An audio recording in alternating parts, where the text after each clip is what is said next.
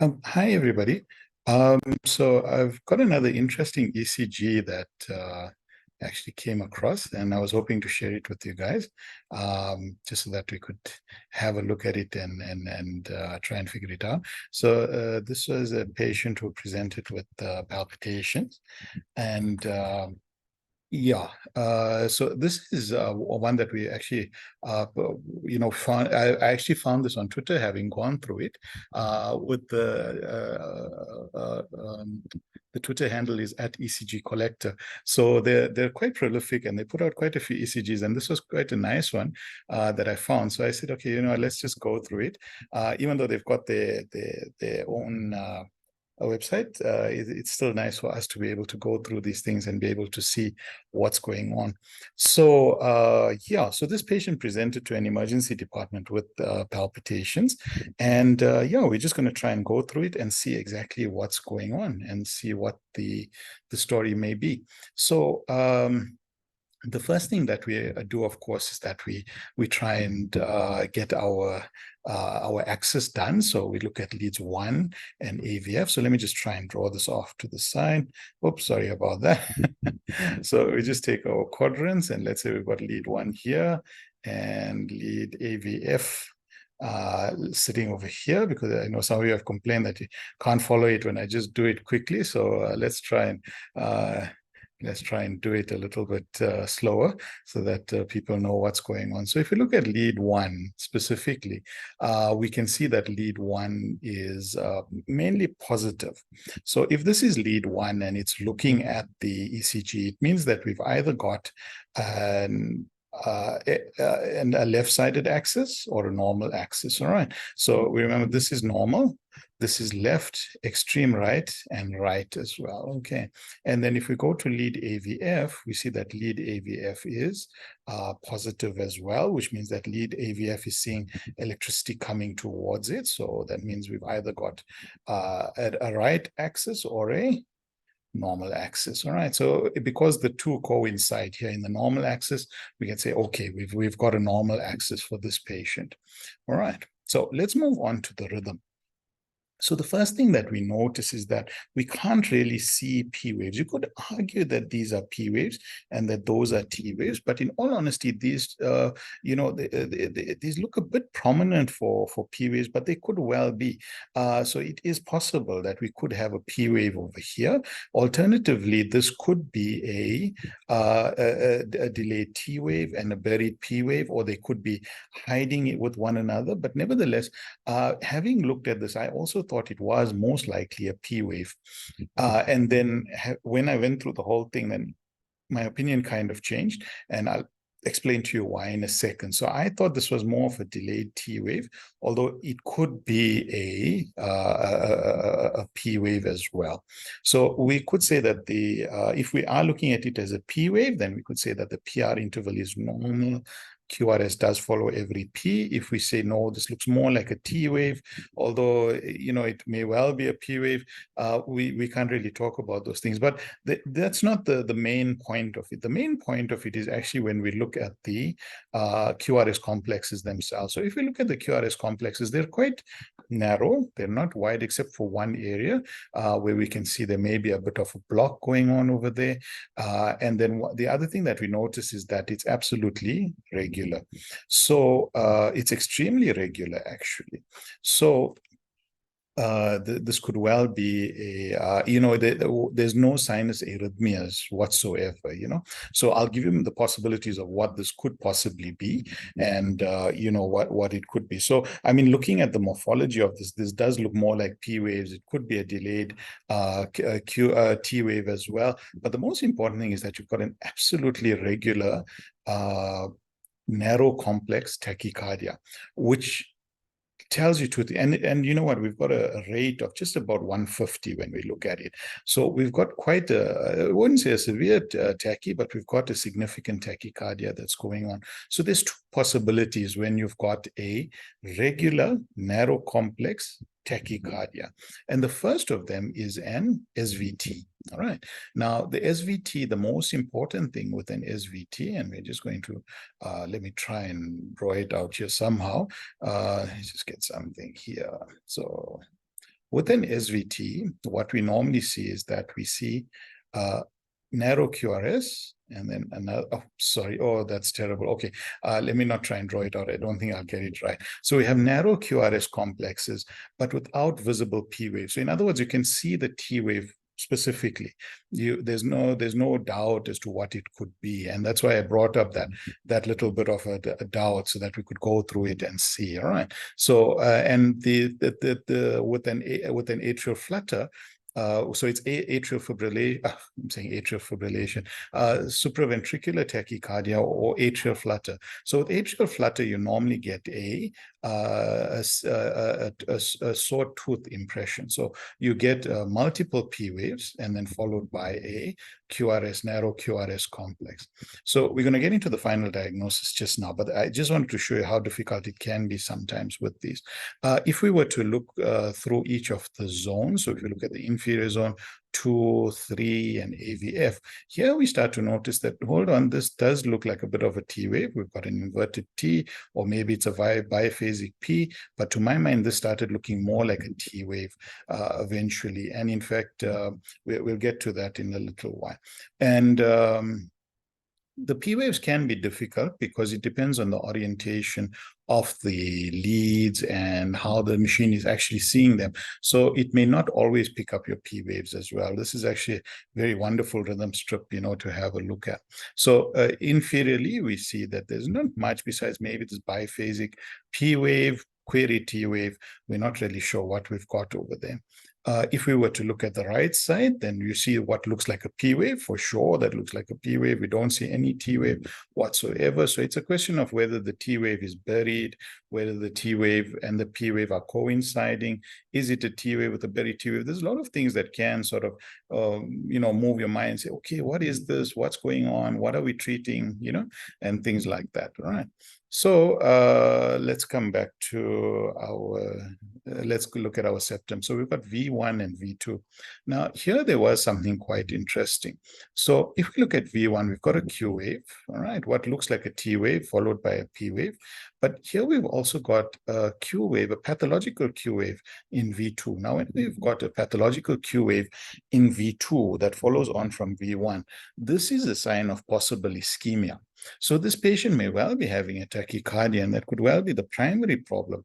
But the question is, does this patient have a previous infarct as well? So this is the type of patient that you would think about it. And remember, Q waves don't tell us when things happen. All right, so let's just mark this here. Let me try and get this here. So there we can see the one Q wave, and let's mark the Q wave on here. Sorry, I just want to mark something else. So there we've got the two Q waves. All right. So you've got these pathological, deep, wide, not extremely wide, but they are pathological. And you can see that this could possibly indicate something that's going on. And that brings us then on to the anterior part of the heart. So we can see what looks like a block, actually, and what could be a left bundle branch block going on over there. And that's followed up by what almost looks like a right bundle branch block on V4. Now, I'm not going to get into this too much right now. There's a specific reason why this occurs, but it's not the main thing that we're looking at in this one. So we've got this, so we've got this odd pattern that's going on over there. And then if we look at the laterals, V5, V6, leads 1 and AVL over here, we can see what looks like, again, T waves and P waves. And it's all sort of a bit confusing if you were just to look at it. So the question is, what are you going to treat over here? Because if you've got an SVT as compared to an atrial flutter, what do you do? And to my mind, this is actually an atrial flutter. This looks more like an atrial flutter with a 1-to-1. So in other words, you actually most likely, or 2-to-1 possibly, So in other words, what's happening is you don't have the typical sawtooth pattern that you would see, but you have got most likely a buried P wave that's somewhere inside over here. And if we were to look through, one of the things that kind of pushes that argument is maybe these biphasic ones over here, that may be showing a buried. But the question is, what are you going to do about this patient? So let's say you say it's an atrial flutter. Okay, fine, it's an atrial flutter. Let's say you say it's an SVT. Okay, you've come to that conclusion. Now your question is the patient stable or unstable. That's again what you've got to look at. So that's what makes this interesting. And you've got a possible ischemia, and you've got some other things that are going on over here as well. So there's quite a few things that are happening. So it's quite an interesting conundrum that we've got over here, because now how exactly do you deal with these patients? That's the question. So you've got quite a bit that's going on, and I'm going to try and figure it out with you. So we're going to go through. Sorry, I just want to get this up. So I just want to bring up our website just so that we can have a look and see. Sorry, let me just clear out all the drawings. Okay, let's get to resuscitation. Sorry, let me get this on here for you guys. Sorry, I think we lost the page. All right.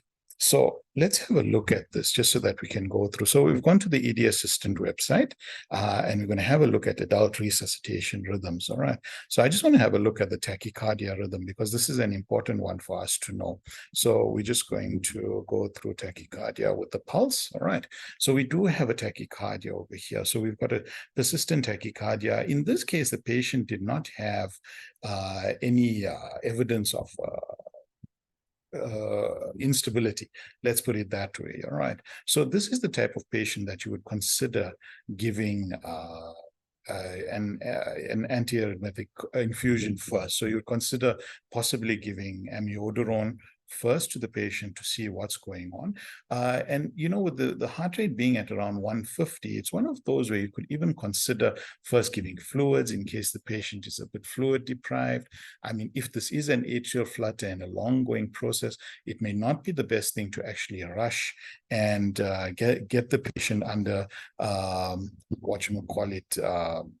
rate control. So it's so interesting to actually go through it and actually see what's going on. So this is quite interesting, because whether it's an SVT or an atrial flutter, the most important thing is that, are we going to do rate control? And in this case, yeah, rate control is advisable, because it really depends on the symptomology of the patient. Now, of course, if the patient is unstable, you would immediately go and try and do vagal maneuvers. You would consider chemical cardioversion and electrical cardioversion as detailed here. Let me just bring it back up for you guys to have a look and see. So we've been through this before. It's nothing new, So we've got, we don't have a wide QRS complex. We would then try vagal maneuvers, like I told you about it, adenosine, difficult one. And with the atrial flutter, actually, a beta blocker or calcium channel blockers actually work quite well. So it might be one of those where, if you're not 100% sure, you may want to discuss with somebody senior, possibly start with a calcium channel blocker or a beta blocker, even before you go to something like amiodarone. But if you were to give amiodarone, it is, something that's been found to actually treat atrial flutter. And of course, it will treat a supraventricular tachycardia as well. The question is, will an SVT, an atrial flutter respond to vagal maneuvers? Yes, it does. So in other words, it doesn't matter whether you're treating one or the other and you're not 100% sure, you can use it, and you will actually find some difference. You will find that you are improving the patient's management, So really, it's a question of instability. And if this patient is completely stable, it's one of those where you've got time to ask and check and see what's going on. Now, this RSR pattern is something that I'm just going to leave for a little while, because it's quite a common thing that can be found, and it can sometimes trip people up. But I don't want to discuss it here. I want to hopefully discuss it in a symptomatic patient where we've got other things going on, and then we may see this pattern. So hopefully in the next few weeks, next few presentations, you might find this coming up. So to summarize, we've got a patient with a tachycardia. when I say asymptomatic, stable symptomatic tachycardia, just at the boundary at 150, just 145 to 150 beats per minute. And we know that this patient has had a possible ischemia. So we are going to look into the ischemia part of it. You would take cardiac enzymes. You would repeat the ECG to see if these, if there's any dynamic changes after about 30, 40 minutes. And of course, because you're going to be doing rate control, you need to do your ECGs as well, keep the patient on monitoring and things like that. So whether you came to the conclusion that this was an SVT or an atrial flutter, but just to show you that it can be an atrial flutter as well with a hidden P wave there.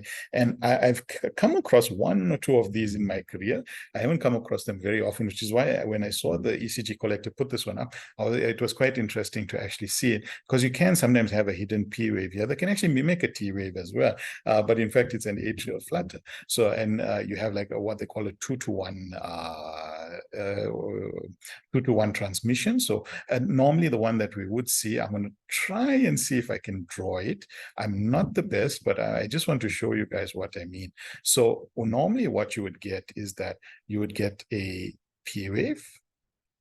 Let's say if it's a 3-to-1 P wave, P wave, P wave, and then you'd get a QRS, and then you'd get, no, I'm not good. P wave, P wave, P wave, and then another QRS, Let me see if I can find something and then maybe just share it with you guys. Hopefully, I hope so. Let me try and get it. And then I just want to show it to you guys as well. So if you can just bear with me, we'll just look at some more common atrial flutter ECGs. Let me just try and get it up. Let's try this up. Let's get this here. Okay, so this is more common of an atrial flutter. So you can see the sawtooth pattern that's taking place. Apologies for that. We just had a call in the meantime. So here you can see what would be more typical. So here you get 1, 2, 3, and then a conduction. So you can see a 3-to-1 AV conduction here. Here we've got a 2-to-1. Here you can see a 1, 2, 3, almost 4-to-1. So it really just depends on the types that you have. Here we have a 1, 2, 3, 4-to-1. So that's how you would actually classify atrial flutters. All right. Here's a 2-to-1 pattern without a hidden. I just want to see if there is another example of the one that we possibly might be looking at today, but I don't really see one. Not really, no. Okay, no, that's fine. So anyway, I hope you guys enjoyed that, and yeah, hopefully we'll have another one tomorrow, or we'll discuss something else tomorrow. Thanks, bye.